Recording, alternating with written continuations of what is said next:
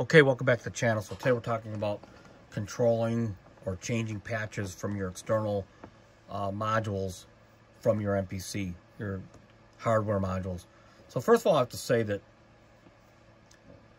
there is no like phenomenal solution to be able to handle your external gear completely from end to end that I know of. And the bigger your setup actually is, the less hair you'll have at the end of the day, so to speak. So, but I want to show you sort of the basics, and I also want to show you sort of like a missed opportunity that Akai has in order to really take it to another level and streamline it. And it's kind of frustrating that they did not do it, but I'll show you first of all sort of the basics. So first of all, I've got the MPC physically hooked up with connection through the USB, so from the back of the Integra to the back of the MPC A port, and then MPC, all I have to do is align the proper port that this is hooked up to. In this case, it's identified because it's class compliant to the Integra 7. So once I have that all hooked up, and I've got let's say a MIDI track and a proper channel that I want, that corresponds to a particular part that I want to change on the MPC, from the MPC to the Integra itself, what I'm going to do is, see if I can zoom in and show you. So in this case, I've got a sound in here, distortion clavinet. Let's see if I can pick another sound here. So Dirty Tine. Underneath Dirty Tine, you're going to see on this particular device, this Integra, you're going to see what they call an MSB, most significant byte, and another set of numbers from the least significant byte, which is LSB. And a program change number, which is usually 0 to 127, or it's going to be 1 through 128. Okay, and these three numbers, when chosen properly, can identify to one specific location on your instrument, patch location. So MSB 89, LSB 64, and program change number 29 uniquely identifies to this particular sound location, which is a Supernatural A preset 29. Okay, and it's Dirty Tine. So with the proper identified connections, which I established earlier, I've got I can put LSB 64, MSB 89, and program change 29, which is going to be 28 on the MPC because it starts at 0, and that's Dirty Tine. Now, consequently, this particular bank, which is a Supernatural bank, if I go to program change, you can kind of see the patch change. If I can focus that a little bit better. Okay. So as I change the patch here, you can see patch changing. Okay.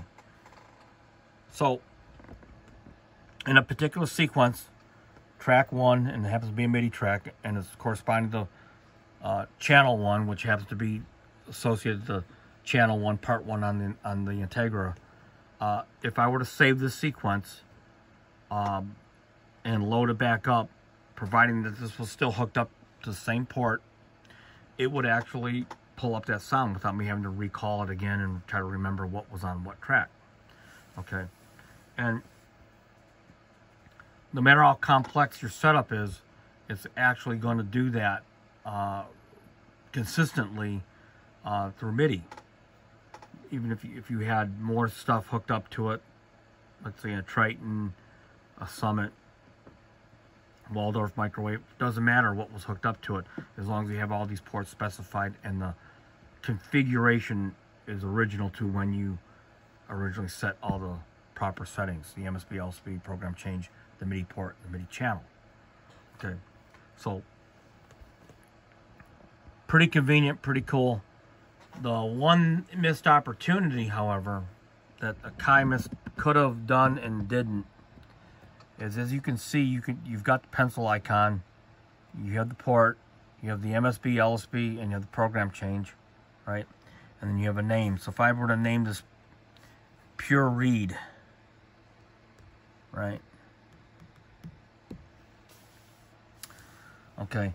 If I were only able to save this patch to a folder, or I'm going to save it to this folder here, Pure Read. That in turn would allow the MPC actually to be sort of the main guy that determines what gets what. I mean, that determines, that could be my patch librarian, essentially, excuse me. So if I go to main, let's start a new project, don't save. Okay. And I'm going to go, in this example, go to browser. I'm going to go to that MIDI patch that I saved, which is under programs, P-Read. I'm going to load it. Now watch what happens. MIDI channel, P-Read comes up. But look, MSB, LSB, and program change did not save with it, nor did the port. As you can see, that did not save with it at all either. Had that patch had this information here,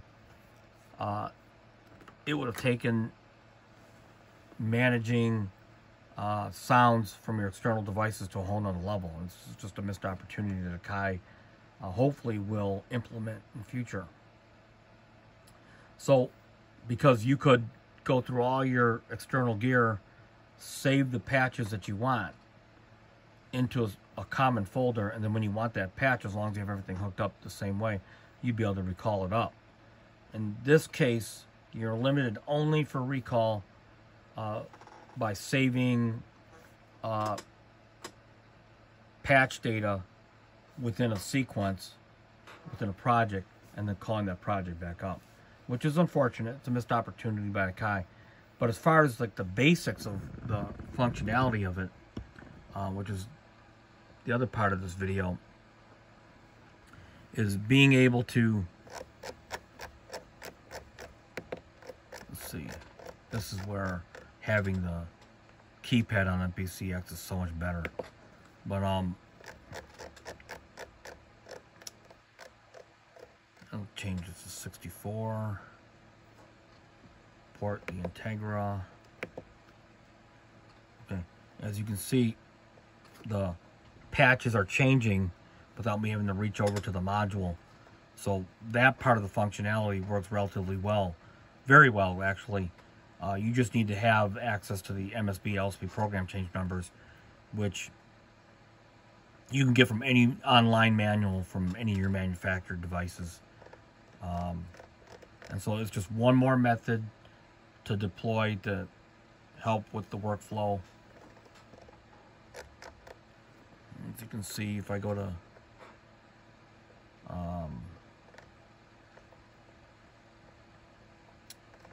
let's see, 90. If I go to MSB 95 and then LSB 64, that's 65 LSB, that's the second bank of 128, and this is all supernatural synth on this particular module. And then once I get to a bank, I can go into my program change and then go through the different sounds as you can see. And that might be, you know, a preference that you might want to do as far as going through sounds and shopping for sounds and whatnot. So anyway, hopefully, I mean, it's a little small rant for improvement, but hopefully this basic information is enough for you to determine whether you want to use this method to actually picking and choosing sounds from your external gear. So until next time, peace out.